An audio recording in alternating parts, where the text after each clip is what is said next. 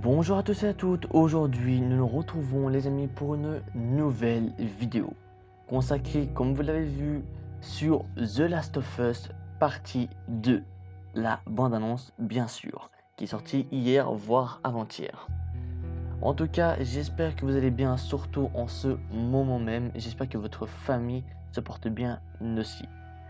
Je souhaite aussi du courage à tous ceux qui ont travaillé et tous ceux qui travaillent actuellement pour le bien du pays, que ce soit pour aides-soignants, agriculteurs, éboueurs, caissiers, bref, tous ceux qui travaillent actuellement. Merci à vous tous.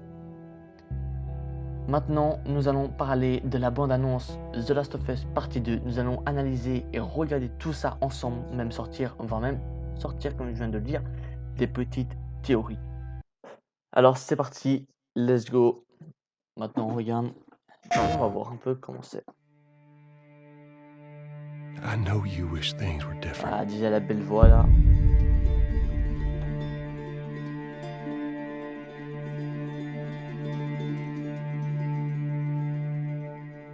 Oh, est-ce qu'on va voir un petit I récap wish qui va things were passer? different. On va réagir après. Ellie!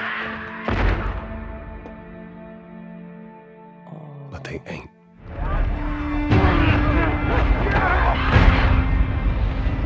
Oh purée. Please stop!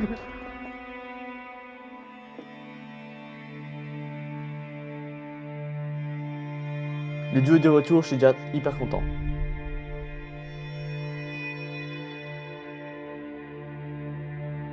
I'm leaving tomorrow. Ah purée. To do this smart, we'd be leaving Jackson vulnerable. Tellement pressé d'y rejouer. So they just get away with this?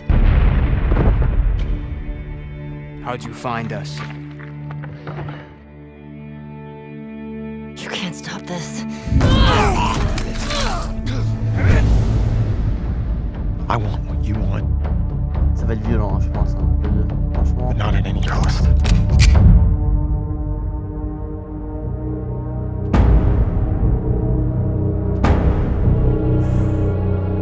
I really hope you make it.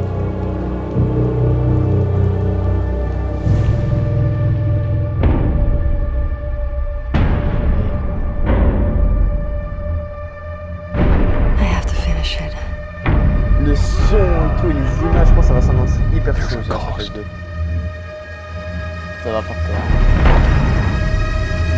Oh merde.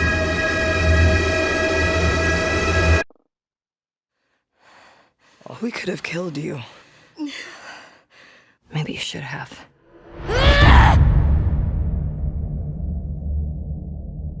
Oh là. Ok.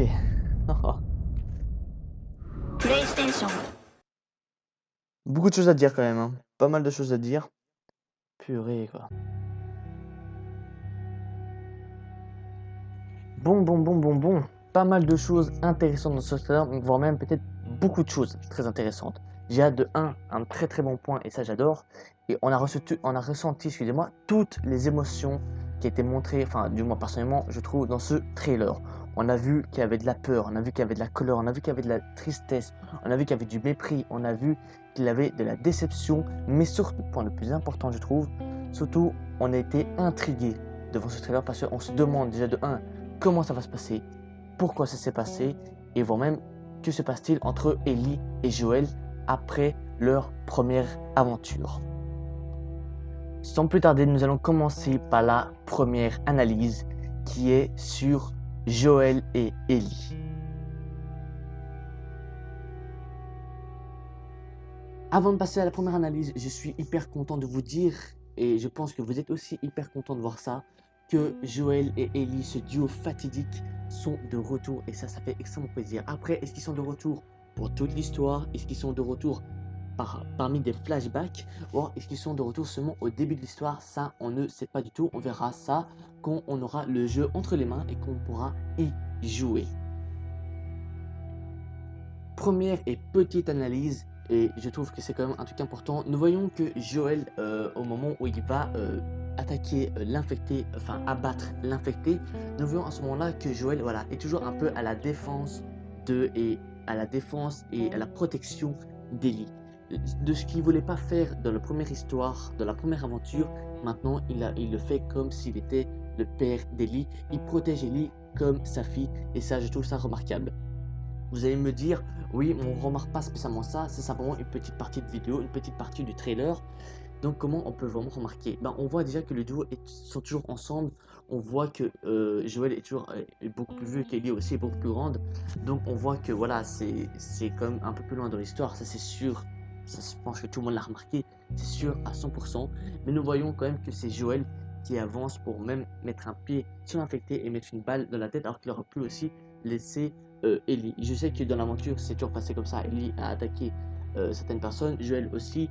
Bref, mais bon, bref, c'est simplement une petite analyse que je voulais montrer que Joël était toujours là pour Ellie et que Joël était toujours un peu le protecteur d'Ellie et que voilà, que même si c'est pas sa fille, il le considère comme tel et je pense pour ça on est tous d'accord. C'était vraiment une très très petite analyse où je sais qu'il n'y a pas beaucoup de détails qui montrent ça, mais je trouve que c'est quand même un petit point important, c'est que Joël est toujours là pour Ellie.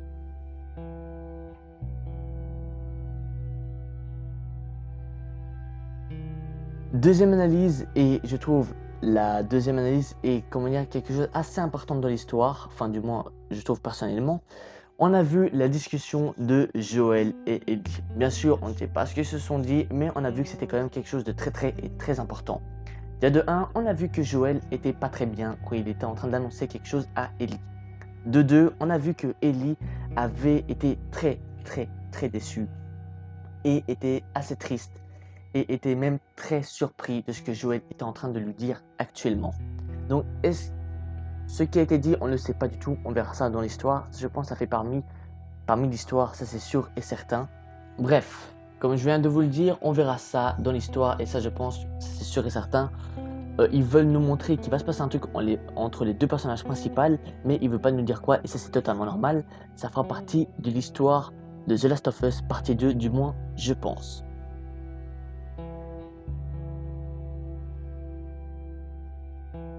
Troisième analyse, on a vu un village en feu. Alors, est-ce que c'est le village où vit toute la famille de Joël ou alors est-ce que c'est un village totalement à part de ça et que c'est un village qui fait parmi l'histoire et que c'est pas très important? Mais ça, je ne pense pas. On a vu que le village a pris feu, mais quel village? Et c'est vraiment le village là où vit Ellie ainsi que Joël et ainsi que le frère de Joël et tout le reste de la famille, ou alors ça n'a rien à voir dans l'histoire, enfin ça n'a rien à voir parmi ce village-là, et que c'est tout à fait autre chose.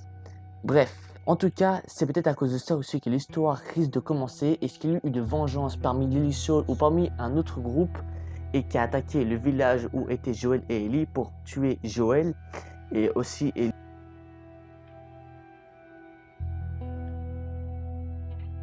Quatrième analyse, on voit un moment Ellie par terre, un moment menacée de se faire tuer si elle fait quoi que ce soit, et elle supplie de ne pas tuer un être cher. Du moins, on imagine que c'est bel et bien un être cher, vu comment elle crie après. On sait très bien que la personne, enfin, on sait très bien, je dirais pas ce mot-là parce qu'on sait aussi qu'il aura pu tirer à côté et ne pas tuer la personne que Ellie supplie qu'on tue. Oui, il a beaucoup, oui, je sais que ça se déplace un peu partout, excusez-moi. Ouais, je sais que ça paraît un peu bizarre comme ça, mais je pense que vous m'avez quand même compris. Bref, pour reconstituer un peu tout ça, on a vu que Ellie suppliait de ne pas tuer quelqu'un, et je pense, et on imagine sans doute que c'est quelqu'un de très cher à ses yeux. Est-ce Joël? Est-ce le frère de Joël?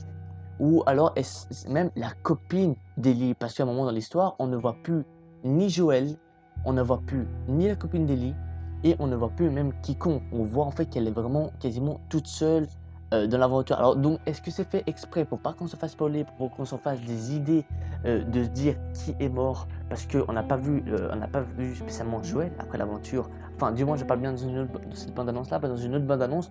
On a vu Joël à un moment un peu plus avancé dans l'histoire, simplement à la fin, mais vraiment à la toute fin de la bande-annonce. Et bon, ça c'est peut-être simplement pour teaser un moment The Last of Us. Là, franchement, on a vu que Joël, à part une personne asiatique, un moment où on a vu parler à Ellie. Mais c'est tout ce qu'on sait. On ne sait pas s'il y a eu d'autres personnes qui étaient accompagnées d'Ellie ou pas. Donc ça, c'est quand même un grand mystère. Donc voilà. Et donc, est-ce que quelqu'un a été tué dès le début de The Last of Us ou alors en milieu de The Last of Us? Ça m'étonnerait que ce soit le milieu, mais c'est possible. quelqu'un qui était cher aux yeux d'Ellie. En tout cas, s'il n'avait pas été tué ou s'il n'avait pas été tué, je pense pas que Ellie aurait crié non de toutes ses larmes et de tout son cœur. Donc ça, c'est vraiment une petite analyse. Est-ce que l'histoire sera aussi basée sur ça? Ça, on verra ça quand on aura le jeu.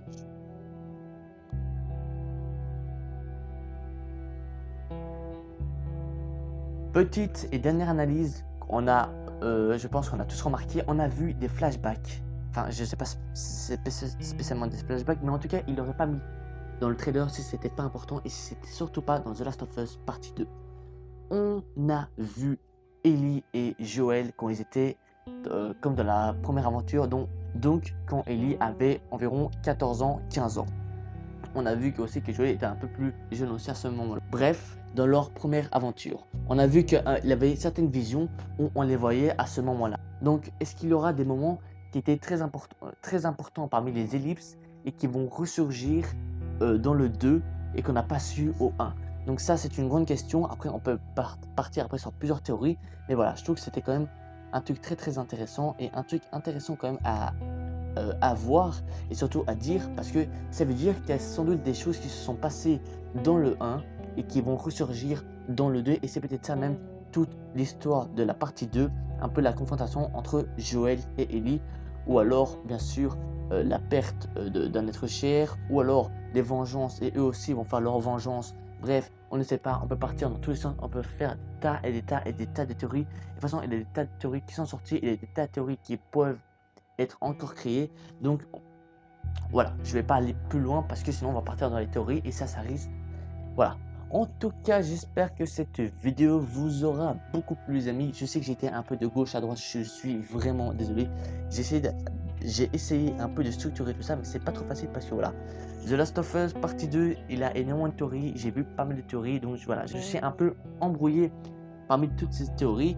Surtout qu'il y a pas mal de choses à dire, il y a pas mal de petites analyses à avoir, et surtout que là, voilà, on a analysé, c'est pas des grosses analyses. N'égarons pas, les bandes annonces et les trailers peuvent être fabriqués et totalement écrits pour que nous, les joueurs, on soit totalement à l'ouest parmi l'histoire. On peut totalement nous la faire à l'envers. Bref, en tout cas, ceci est la fin de la vidéo. En tout cas, j'espère qu'elle vous aura plu. Si c'est le cas, n'hésitez pas à mettre un gros pouce bleu, ça me ferait extrêmement plaisir. Et à vous abonner si cela n'est pas encore fait.